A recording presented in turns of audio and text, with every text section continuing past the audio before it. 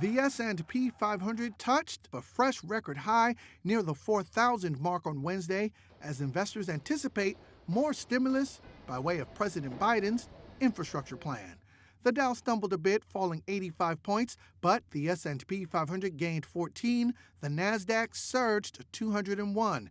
Stocks have posted gains for 4 straight quarters.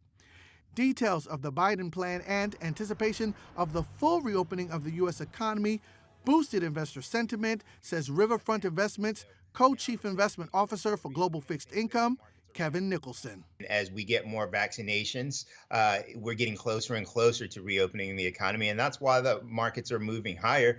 Because you have to think about that we've had about 70% of our economy. You know, we're a service-oriented economy, and 70% of our GDP comes from consumption. And service industry has been shut down, and so now that they are getting closer to reopening, I think that markets are reacting to that.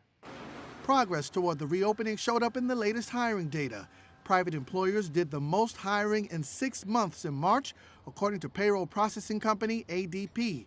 Much of the hiring came from the leisure and hospitality industry. In not so good news, pending home sales snapped an 8-month string of gains. Lack of inventory and higher mortgage rates were a drag. Sticking with the reopening theme, Delta Airlines, the final holdout in keeping the middle seat clear as a precaution during the health crisis, is ending the practice starting May 1st. The move will allow it to sell more tickets on each flight as more Americans prepare to travel once vaccinated.